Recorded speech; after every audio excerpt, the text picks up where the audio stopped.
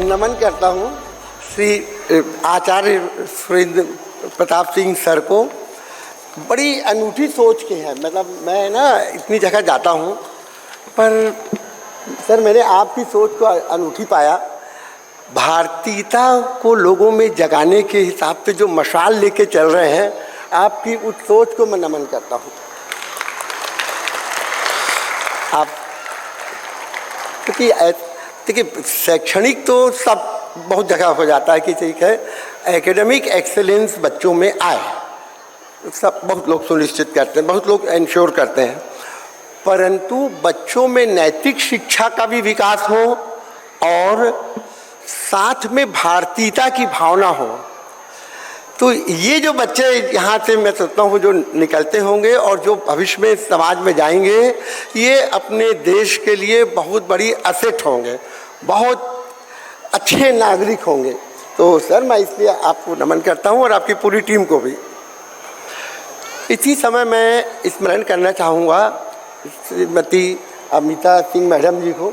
मेरी उनसे मुलाकात आपको भी याद होगा, जिन्होंने आज से 35 साल पहले सिर्फ 5 बच्चों से इस संस्था को की नर्सरी जिसको बोलते हैं वो लगाया, उसका रोपण किया और आज इतना बड़े वृक्ष है जिसमें 2700 से ज़्यादा बच्चे हैं। और सिर्फ बच्चे ऐसे नहीं है, मतलब तो दिख रहे थे, अभी तो ये ट्रेलर जैसा दिख रहा था, अभी तो और चलना है कार्यक्रम। तो मैं उनको भी स्मरण करता हूँ, मेरा उनको श्रद्धांजलि प्रणाम मेरा। अब सबसे इस पूरी जो चीज़ें हैं, जो सर की फिलॉसफी है, सर का जो विज़न है, उसको आगे लेके चलने के लिए जो प्रिंसिपल मैडम है नीपा चौहान मैडम, तिवारी मैडम, पूरे के पूरे जो टीचर्स हैं, सब पूरे ऑफिस के लोग एवं जितने भी और जो पूरी इस व्यवस्था को संभालते हैं, उन सब को भी मेरा साधुवाद और मेरी हृदय से कृतज्ञता कि वो एक अलग मिशन के साथ काम कर रहे हैं। अगला मेरा ये कि बच्चे पापा की मतलब के मिशन को पूरा करें और उसको और ज़्यादा अच्छे से पल्लवित करें, इसके लिए मैं आशुतोष सर और सिद्धार्थ सिंह सर एवं पूरे परिवार को भी मेरा साधुवाद। और हाँ, टीचर्स के लिए कुछ और भी बोलना था मेरे को। अब मेरे को ना बुलाया गया तो मेरे को कुछ विषयों पे कुछ बोलना है। तो टीचर्स को तो मैं इतना मानता हूँ कि टीचर्स जो बोल देते हैं ना बच्चों के लिए, वो रोल मतलब टीचर्स अपने बच्चों के रोल मॉडल होते हैं, सोर्स ऑफ इंस्पिरेशन होते हैं। और जैसे मैं बता दूं हमारी ग्रैंड पेरेंट्स के साथ मैं कभी उनको कोई, जैसे वो कुछ पढ़ रहे हैं, कुछ समझा रहा, कुछ बात करते करते मैं कुछ समझाने की कोशिश करूंगा तो वो बोलेंगे नहीं हमारी मैडम ऐसा नहीं बोली है। तो जो मैडम बोल दी वहाँ फुल स्टॉप, उसके बाद में किसी की लाइन जोड़ नहीं सकती, कुछ शब्द जोड़ नहीं सकता। तो आप लोगों को नमन कि आप लोग बच्चों की रोल मॉडल हैं, आप सोर्स ऑफ इंस्पिरेशन हैं। आप सिर्फ एजुकेटर नहीं हैं, आप समझ सकते हैं, आप उन बच्चों का भविष्य सब कुछ है। तो आप लोगों को विशेष रूप से मेरा साधुवाद और नमन। मैं कुछ जो मेरे लिए बोलने का था उसमें बच्चों के लिए भी बोलना था, पर बच्चे मैं जानता हूँ बाकी एक्टिविटी पे होंगे, तो मैं जो बच्चों के लिए थोड़ा बहुत बताऊँगा वो पेरेंट्स भी सुन लेंगे, समझ लेंगे। पढ़ाई को नियमित रूप से मतलब रेगुलर वे में करना चाहिए।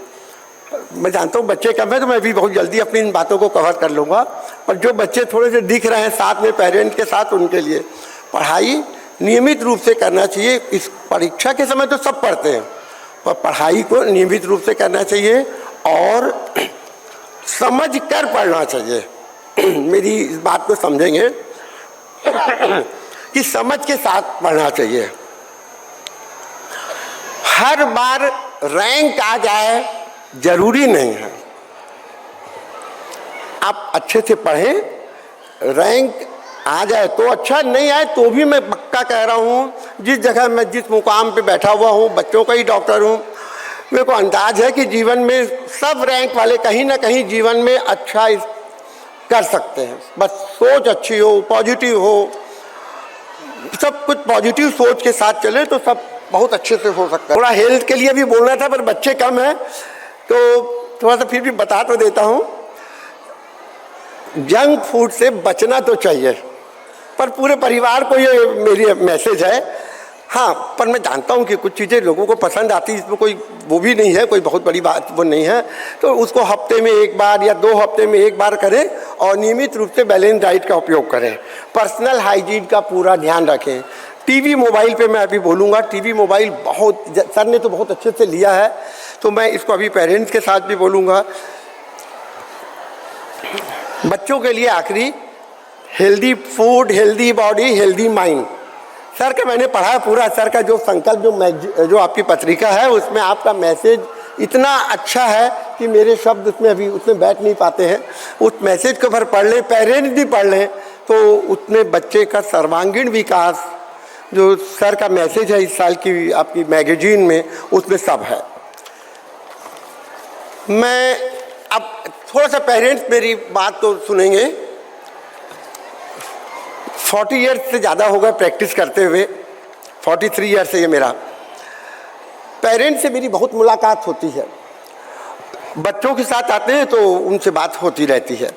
तो मेरे कुछ ऑब्जर्वेशन है, मैं ज़रूर शेयर करना चाहूँगा और मेरा मन है कि आप उसको कुछ मिनट के अंदर मैं कंप्लीट कर लूँगा। आप थोड़ा सा गौर करके सुनेंगे। पहला, जो मेरी लाइन को समझेंगे ना, जो आप बोल रहे हैं उससे ज़्यादा बच्चा उन चीज़ों को सीखता है जो आप कर रहे हैं। जो आप बोलते हैं उससे कई ज़्यादा बच्चा उन चीज़ों को समझता है, सीखता है, फॉलो करता है जो आप कर रहे हैं। बच्चे बहुत ही कीन ऑब्जर्वर होते हैं। बच्चे बहुत कीन ऑब्जर्वर होते हैं। यदि हमारे बोलने और करने के बीच में गैप है तो मतलब वो ऑब्जर्व करते हैं। तो इस बात को ध्यान रखें। सभी पेरेंट्स के लिए ये बात है कि थोड़ा इस बात पे ध्यान रखें कि जो हम बोलते हैं वैसा हम करें, और जैसा हम करते हैं उसी के मतलब हम जो सही है उसके आसपास ही अपने जीवन पे रखें। बच्चों को सिर्फ उनके एकेडमिक अचीवमेंट, मतलब पढ़ाई में क्या परसेंटेज आया है, सिर्फ उसी ही पैमाने से मत आकलन करें, मत उसका असेसमेंट करें। देखिए, नंबर का कम ज़्यादा होना चलता है। मैं फिर बोल रहा हूँ, मेरी इतने साल की प्रैक्टिस के बाद और वैसे भी जीवन के अनुभव के साथ, कि नंबर जैसे जब पे अपने को बहुत स्ट्रेस हो जाता है। माँओं को तो मेरा विशेष रूप से ये मैसेज है सर ने कि नंबर के लिए बहुत स्ट्रेस हो जाता है घर में। जिस दिन रिजल्ट आता है उस दिन बड़ा पूरे घर में बहुत अलग माहौल हो जाता है। कई बार ऐसा मत होने दें।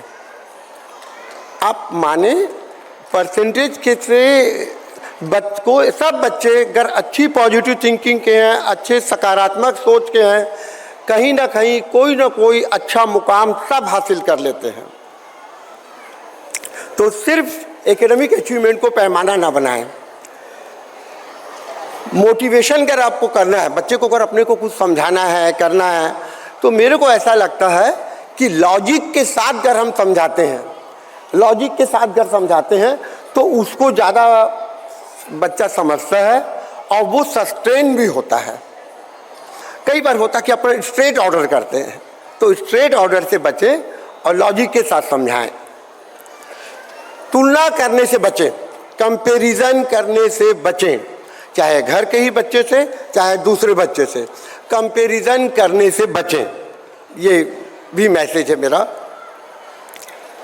यदि अपने को अपने बच्चे में कोई ऐसी बात लगती है जो सही नहीं है, निगेटिव है, तो उसको अगर अपन सार्वजनिक रूप से बोलते हैं और बार बार उस बात को अपन सार्वजनिक रूप से बोलते हैं कि ये तो ऐसा ही करता है, ये तो ऐसा ही होता है, तो इसमें क्या होता है कि बच्चा अपनी पर्सनालिटी को, अपने व्यक्तित्व को उसी ही निगेटिव आदत से जोड़ लेता है और वो फिर ये बोलता है सब जानते हैं मैं तो ऐसा ही हूँ, सब जानते हैं मैं ऐसा ही हूँ।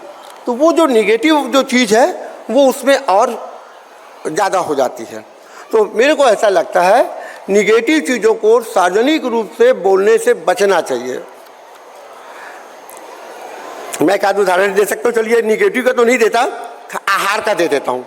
जैसे कोई लोग बोल देते हैं ना कि ये आदमी, ये तो बेचारा हमारे तो टमाटर या ये कोई भी चीज़ है ये तो बिल्कुल नहीं खाता, ऐसा ये करता ही नहीं है। अब मान जाओ उसको कभी मन भी हो जाएगा ना तो नहीं खाएगा, क्योंकि आपने 10 जगह तो बोल दिया वो ये नहीं करता, वो नहीं करता, ये नहीं खाता। ऐसे ही कई नेगेटिव बातें होती, इसको ऐसा गुस्सा आता है, इसको ऐसा करता है। अगर अपन बार बार ऐसा बोलते हैं, और या एक बार भी बोले, मैं तो बोलता हूँ बोलना ही नहीं चाहिए, सार्वजनिक रूप से नहीं बोलना चाहिए, तो उससे उस आदत से वो अपनी पर्सनालिटी को जोड़ लेता है और वो उसको बोलता है सब जानते मैं ऐसा ही हूँ, इससे जरूर बचें। दाम्पत्य का सिंक्रोनाइजेशन होना बहुत जरूरी है। जैसे जो भी अपन बातें करते हैं, मान जाइए किसी कारण से कपल में कोई भी डिफरेंट मत की भिन्नता है, उनको लगता है ये, इनको लगता है ये, पर अगर वो वाला मैसेज बच्चे को होता है कि ये एक दिशा में, ये एक दिशा में, चाहे उसकी पढ़ाई से संबंधित, चाहे घर की कोई भी व्यवस्था से संबंधित, तो बच्चे को जो ब्रोकन फैमिली वाला इशू होता है ना, ये वैसे वाले मैसेजेस जाते हैं। तो मेरे को लगता है कि इसका भी ध्यान रखना चाहिए कि बच्चों में मैसेज बिल्कुल क्लियर और सही होना चाहिए। अपने बीच के डिफरेंस ऑफ ओपिनियन कई जगह हो जाती है कि किसी दाम्पत्य में हो, पर वो बच्चे को मैसेज नहीं जाना चाहिए, उस तक नहीं पहुंचना चाहिए। कुछ लोग, मैं जो गौर किया हूँ बताता हूँ, मैंने इतने साल की प्रैक्टिस में, कुछ लोगों को मैं देखता हूँ एक आध बार तो ठीक से जवाब देते हैं, दूसरे बार में चिड़ चिड़ के जवाब देते हैं। तो मेरे को लगता है नहीं, इस आदत से बचना चाहिए। कुछ लोग, बच्चे लोग जैसे अपने काम में लगे, मोबाइल में लगे हैं, कोई किसी में लगा है, टीवी में लगा, बच्चे ने एक बार पूछा, सर ने शायद बोला है या किसी ने अभी इस बात को कहा था कि जैसे बच्चा कुछ पूछा, एक आध बार जवाब दिए, दूसरी बार पूछा तो एकदम एटम बम फोड़ दिए। उससे बचना चाहिए, हर हालत में इससे बचना चाहिए। बच्चे को बहुत पॉजिटिव वे में ही मतलब समझाएं और बड़े अच्छे मिजाज के साथ रखें और समझाएं। मैं अभी कुछ और भी चीज़ें थोड़ा सा मोबाइल पे बोलना, क्योंकि सर ने ना मोबाइल का सब्जेक्ट लिया तो मेरे को लगता है मेरे को इसको थोड़ा इलेबोरेट करना है। मोबाइल ने दूर वालों से संवाद को जोड़ा, पर घर के सदस्य से या पास वाले से जो और मेंबर है उनसे कम किया। ये बिल्कुल सही है। आप देखना, कोई आपका मिलने भी आता है या इवन आपके घर के सदस्य बैठे हैं तो अपन उससे कम बात करते रहते हैं और मोबाइल या टीवी जो भी ऐसी चीज़ें सोशल मीडिया की उसमें लगे रहते हैं।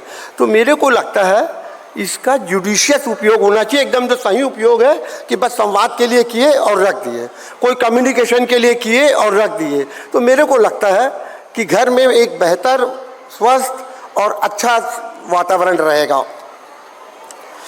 मैं यहाँ एक ऐसा उदाहरण देना चाहता हूँ कि कई बार देखिएगा, कई लोगों की आदत होती है कि घर में जब दरवाजे से घुसते हैं तो वो मोबाइल हाथ में लिए लिए ही घुसते हैं। तो मेरे को ऐसा लगता है आपका परिवार, आपका बच्चा विशेष रूप से वो दिन भर देखता है कि उसके पेरेंट्स आएंगे, मम्मी पापा जो भी घर के सदस्य हैं वो आएंगे और वो उनसे कुछ बातें बताने के लिए मन में रखे रहता है, वो उनको देखता है, वो उनकी ओर मुस्कुरा के देखना चाहता है।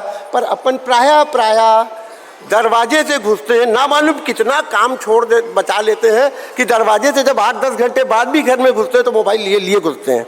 मेरे को लगता है ये बीमारी है, मैं बिल्कुल कह रहा हूँ ये बीमारी है। आप मत करके देखिए, आप देखिए ज़्यादा अच्छा जीवन हो जाएगा।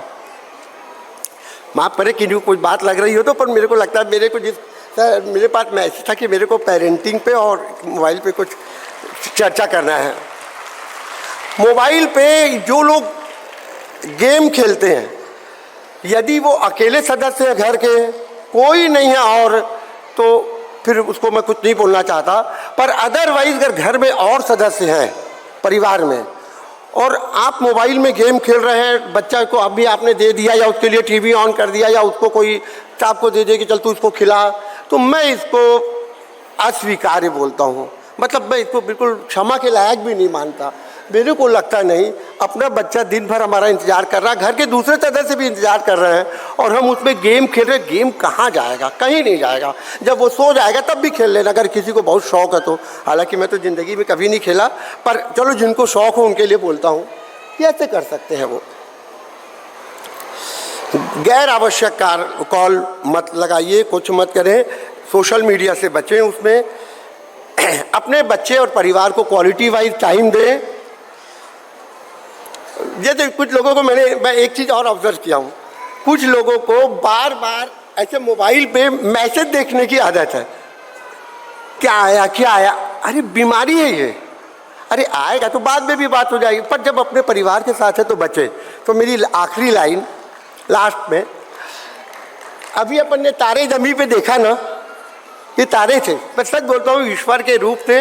मैडम जी आप सभी लोगों को मेरा नमन, इतना कठिन काम रहता है, इतने छोटे छोटे बच्चों को, प्राइमरी के बच्चे, प्री वो कितनी छोटी क्लास के बच्चे भी, 2.5 साल के भी कुछ बच्चे, 2.5 पौने 3 साल के मैंने सुना है, वो तक थे, उनको आप ला के इतना अच्छा प्रोग्राम करवाए, तारे आपने जमी पे लाया। मेरा आखिरी मैसेज, अगर आप घर में स्वर्ग लाना चाहते हैं, आप नियमित रूप से अपने परिवार के साथ, विशेष रूप से बच्चों के साथ रोज क्वालिटी वाइज टाइम दें, मोबाइल टीवी को बंद करें, एक साथ बैठें, बहुत पॉजिटिव और एक अच्छा वातावरण घर में रखें, सकारात्मक सोच के साथ रहें। मैं सोचता हूँ जीवन स्वर्ग हो जाएगा, ऊपर की तो नहीं जानता, जमीन में तो स्वर्ग पक्का आ जाएगा। Thank you all. मेरा नमन पूरे होली हार्ट एजुकेशनल एकेडमी को, जिन्होंने मुझे आपके बीच आने का मौका दिया, और फिर से साधुवाद सर आपकी सोच को और आपके मिशन को और आपकी पूरी टीम को। Thank you all.